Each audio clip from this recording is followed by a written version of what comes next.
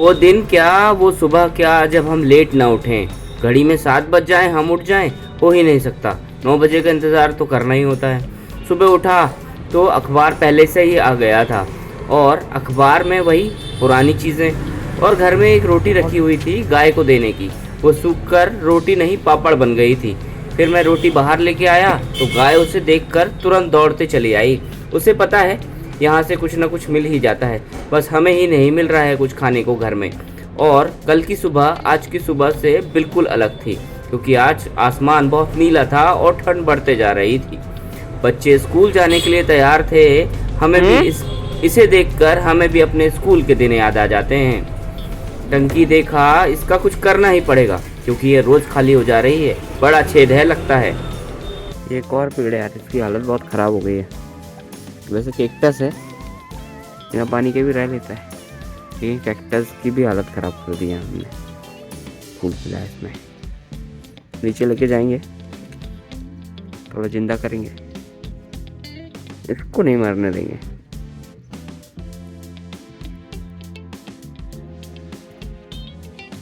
बड़ों को कुछ काम ही नहीं करने दे रहा है हमारा ईवान। कचरा भी वही फेंकेगा, उसकी जिद है, लेकिन अभी उसका हाथ वहाँ तक नहीं पहुँचता, तो उसका काम मैं कर देता हूँ। जब वो बड़ा हो जाएगा तो कचरा भी फेंकने का काम उसका ही रहेगा और सारे काम उसे ही दे दूँगा। मैं तो मस्त आराम करूँगा। असल में उसे कचरा गाड़ी के गाने में नाचना होता है, इसलिए वो कचरा फेंकने की जिद करता है। ऐसे भी गाने में कोई नाच सकता है क्या? हमारा ईवान थोड़ा अलग है। उसके बाद हमने यहाँ वहाँ की बातें की, कचरा गाड़ी कैसी होती है उसके बारे में बातें की, और फिर कचरा गाड़ी को अलविदा कह दिया।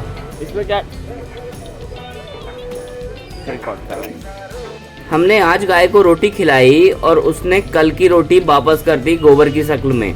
तो अब मुझे उसे साफ करना पड़ रहा है। भले ही ये हमारा घर नहीं, लेकिन घर के सामने की रोड तो है।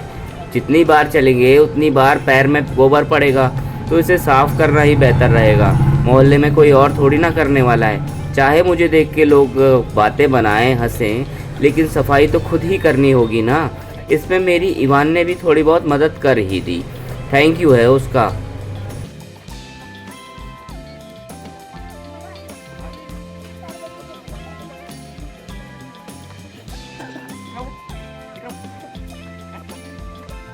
उसके बाद हमारा ईवान तैयार हो गया कहीं जाने के लिए। असल में उसे और गाय देखनी थी, तो हम गौशाला के लिए निकल पड़े। गौशाला पास में ही थी जहाँ से वो गाय आती है, और उसका गोबर भी।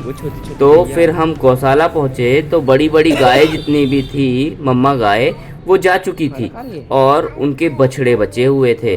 तो हमने सोचा कि बछड़ों को प्यार करने का इससे बेहतर मौका क्या होगा, क्योंकि गाय के होते अगर उनके बछड़ों को हाथ लगाया तो सींग सीधे पेट में होगा और सारा खाना निकल जाएगा रात का। फिर हम एक छोटे से दरवाजे से अंदर घुस गए जहाँ पर छोटे छोटे गाय और बछड़े थे। वहाँ पर काम करने वाली अम्मा भी थी। ये गौशाला की मालिक हैं। तो इनसे इजाज़त लिए बिना हम अंदर घुस गए, और ईवान का कॉन्फिडेंस देख के तो मैं हैरान था। मुझे लग रहा था कि गाय देखकर वो डर जाएगा, लेकिन उसका कॉन्फिडेंस तो इतना शानदार था कि उसने हर गाय को अपने हाथ से पुचकारा और सहलाया और प्यार भी किया, और हाथ से ही भूसा भी खिलाने की कोशिश की। जब हम गाय के बछड़ों को प्यार कर रहे थे तब जलने की बू आ रही थी। ये असल में पास ही खड़े भैंस के बछड़े की थी। ये जल गया था इतने सारा प्यार देखकर, हम उसे जो प्यार नहीं कर रहे थे। फिर जब हम उसे प्यार और पुचकारने आए तो वो हमसे दूर भाग गया। पता नहीं क्या प्रॉब्लम थी इसकी, इसलिए हमने उसे उसके हाल पर छोड़ दिया और दोबारा गायों को ही प्यार करने लगे। ईवान को और कॉन्फिडेंस आ गया। वो तो बोलने लगा कि इन्हें घर ही रख लेते हैं। फिर मैंने बोला, बेटा इनके मालिक हैं, ये आवारा नहीं है, तो हम इन्हें घर नहीं ले जा सकते। गौशाला से निकलने के बाद हमें बाहर एक कुत्ता दिखा। वो भी प्यार का भूखा था, तो वो भी हमारे सामने आके खड़ा हो गया। उसे पता था कि ईवान बिना प्यार करे छोड़ेगा नहीं, लेकिन वो इतना गंदा था कि उसे हाथ लगाने का मन नहीं हुआ। तो मैंने जैसे तैसे कुत्ते को भगा दिया, लेकिन हमारे ईवान को वहीं थोड़ी दूर पे प्यार की भूखे भैंस के बच्चे दिख गए। वो उन्हें भी प्यार करने चला गया। मेरी तो मुसीबत हो गई ना। उसे सिर्फ एक चीज़ दिखाने लाया था और वो 10 चीज़ों को देखने आ गया। उसके चक्कर में मुझे सबको हाथ फेरना पड़ रहा है। चलिए, कुछ तो सीख रहा है। लग गया आपके पैर में? अरे कैसे साफ करेंगे? अब घर चल के पानी से साफ कर लेंगे, ठीक है? चल, हो जाएगा साफ। चल। घर लौटने के बाद गांव से जो सिंघाड़े आए थे उन्हें उबाल कर काटने का काम मुझे दिया गया था। इन्हें काटना इतना मुश्किल है, मुझे पता ही नहीं था। जब खाते थे तो ऐसा लगता था कि शायद ऐसे ही उगते होंगे, कटे कटाए। फिर बाद में पता चला कि इन्हें काटना पड़ता है खाने से पहले। मेरी तो जान निकल गई इसे काटने में। बस आपने कैसे खाया है हमें भी बताइएगा। मिलते हैं कल। ये लंबा हो गया, अगली बार थोड़ा छोटा रखने की कोशिश करेंगे। देखो ये